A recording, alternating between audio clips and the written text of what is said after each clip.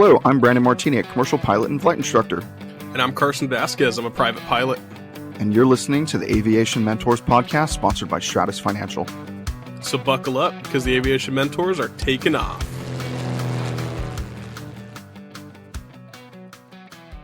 We know a lot of our listeners at the beginning stages of their flight training.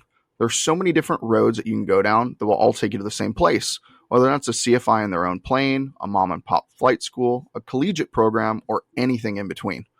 Today, we want to discuss the first steps of your flight training are and how to decide what type of flight training is best for you. We've got a ton of information today, so try to stick with us. Bran, I know I was lucky enough to start flying with Matt. He really jumpstarted my passion for aviation and gave me that aviation bug that we keep talking about. But for those who don't have someone on the inside, what do you recommend the first steps to be for starting their flight training? Yeah, absolutely. The first step should be finding a local flight school.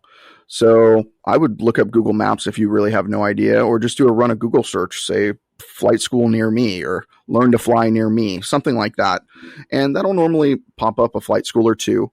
And then after you go over there, just go and kind of interview them, go talk to them, see what their prices are, see if you get along with them, see if their culture fits you. Are they a collegiate program? Are they a mom and pop flight school? Are they something in between?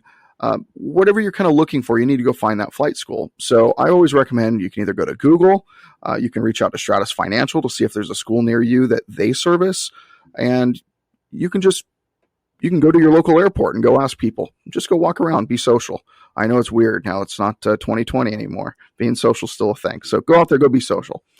After you find this flight school that you potentially feel that it's a good fit for you, go take a demo flight. It's called an introductory flight some places, but it's generally a 30-minute to an hour-long flight.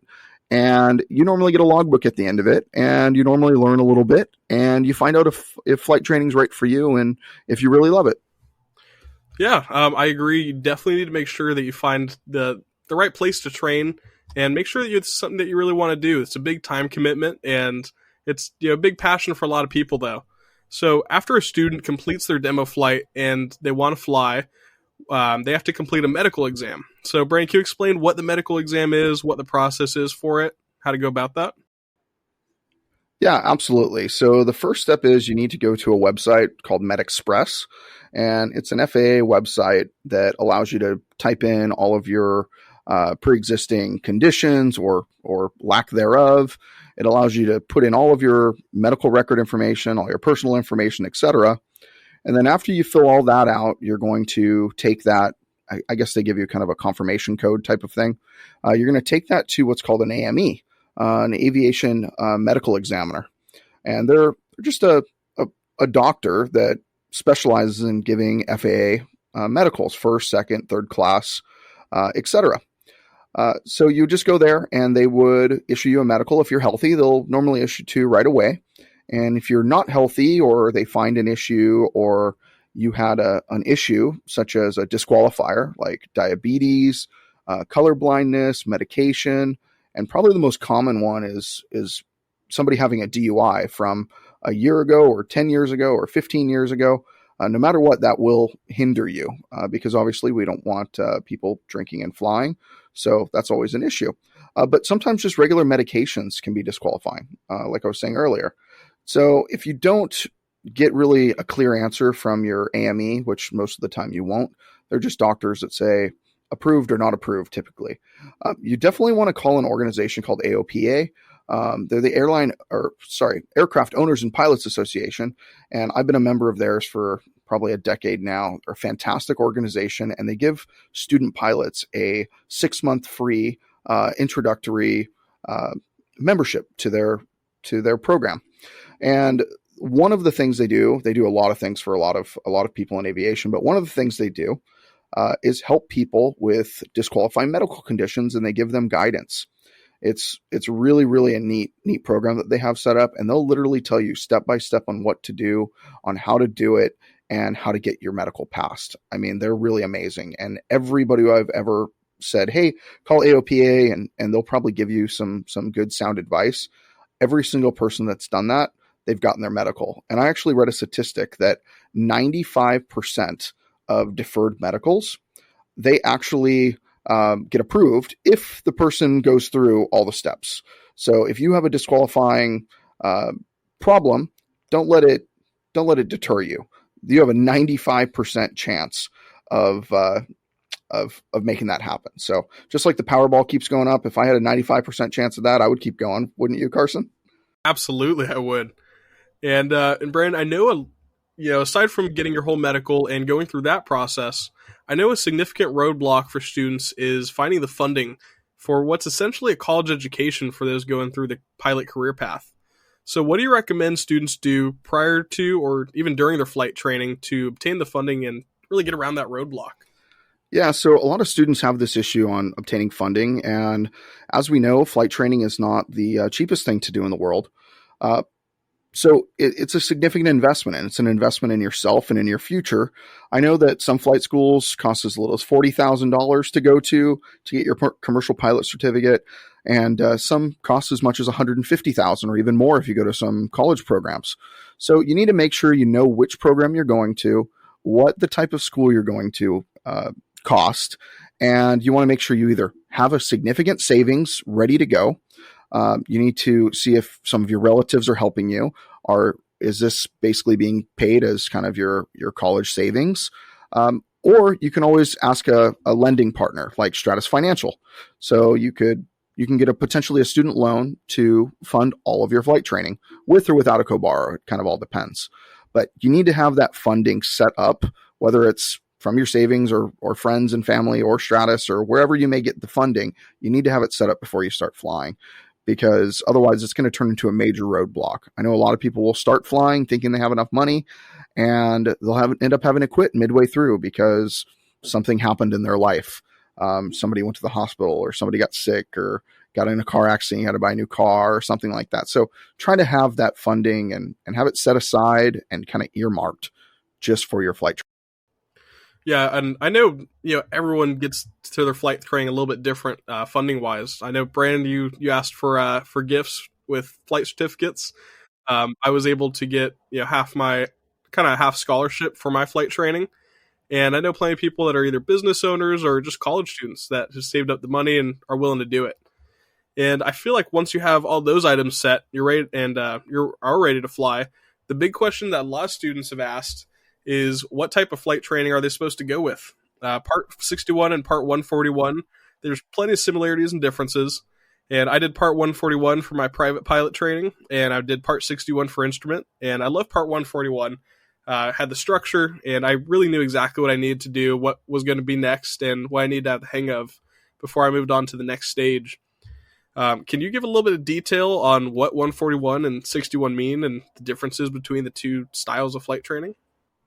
Yeah, absolutely. So when Carson says 141 or 61, he's referring to the FARs, the Federal Aviation Regulations, or referring to either Part 61 or Part 141 of those regulations. Part 141 means that the school is an FAA-regulated flight school.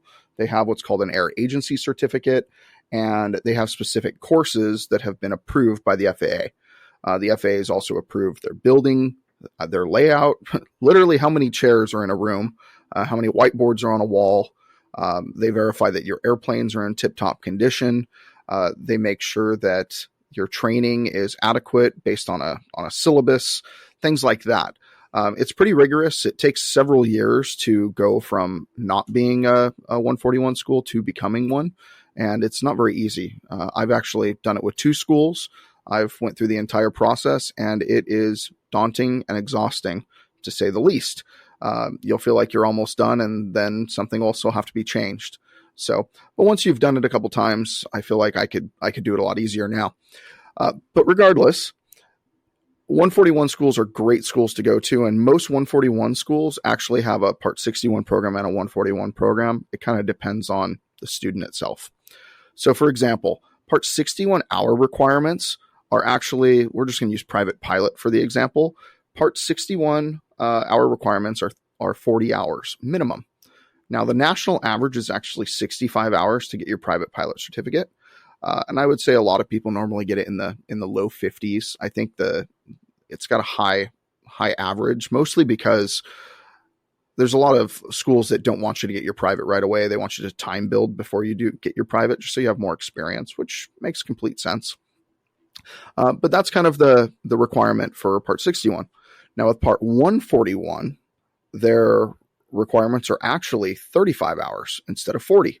That doesn't sound like that much. And to be honest, you probably won't save that much time going Part 141 versus 61, as long as your 61 school was well structured and used a syllabus.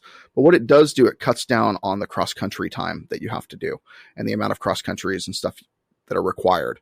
So that's why Part 141 is generally really good structure. So you can get your private a little bit sooner. So that's really works good. There's kind of a misnomer though on the restricted ATP. So a lot of people think if you go to a 141 school from 0 all the way to commercial pilot or CFI, you automatically can get a restricted ATP at 1,000 or 1,200 hours or whatever it may be. But that's not correct, actually. For that school to be able to let you get the restricted ATP, it typically has to be in conjunction with the collegiate program. And you don't instantly get restricted ATP if you go all 141. So you need to make sure that you ask your school if they have the ability to allow you to get a restricted ATP if you do their 141 program. And I know it's a pretty common misconception. It's actually one I had when I started my flight training. That wasn't what influenced me to go the 141 route. I was told what really happens and how hard it is to actually get the restricted ATP. And once I started my flight training, I decided to continue with 141 anyway. And I think that regardless of what route you take, Brand, as a CFI, what do you think that the time commitments are? Just overall commitment, the requirements that students really need to take as they begin to study and start their flight training. So it really depends on what you want to get out of it. So if you choose a Part 61 school and you're doing this for fun and you just want to go get your private pilot certificate just for the heck of it, you can have a full-time job, you can have a family, you can do all that stuff. And your commitment really needs to be fly 3 to 4 times a week, or really 2 to 3 times a week in the beginning. And you need to study a minimum of 15 minutes per day. So that means every day you study 15 minutes, whether it's reading, watching videos, whatever it may be. But if you miss 4 days in a row, now you got to study for an hour. So a lot of people will mess up and miss 15 minutes. And then the next day they'll only do 15 minutes, not 30, and it'll take them longer. But if you fly 2 to 3 times a week or 3 to 4 times a week, and you study that magical 15 minutes a day, you will get your private pilot certificate in around 100 days. And that's typical of most programs, but you really have to be committed to it. Now, different schools have different programs. So some schools won't let you do it like that. They want you to be in a full-time program. And that's what a lot of 141 courses are like. But 141 courses are typically accelerated or pilot pathway courses. So they want you to be there full-time sometimes. They want you to be there 4 days a week, 5 days a week, study 4 or 5 hours a day. So it's really up to you on which program you want to go to. If you want to go to an accelerated Part 141 course, a Part 61 course, you need to figure out what works best for you. And you need to talk with the school and see what they do very, very well. Most schools can do either one, but you need to find out exactly what you want and then take it that way. Yeah, I agree. And I think that one of the real things is just the time commitment and the consistency. There were weeks where I missed all my flights due to weather or the normal maintenance that we have to do on our planes, like 100 hours. And I remember going back the next week and just finding out how amazing it is, how quickly you can really use it or lose it when you're learning the brand new language that flight training is to you. And for everyone else, thank you so much for listening today. Every student is completely different with their learning style and even their availability to flight train. And while we can't speak to exactly what the right style of training is for you, we hope you can give you some clarity on the process and how to find the right fit for you. And although we kind of touched on Part 61 and 141, there's a ton of other variables. If you have any questions, feel free to reach out to us. As usual, you can reach out to either one of us on Twitter or Instagram at Mr. Martini Guy, or for Carson at Carson_AV17. As we wrap up for the day, remember, we're here to guide you in your aviation journey. So fly safe and enjoy the ride.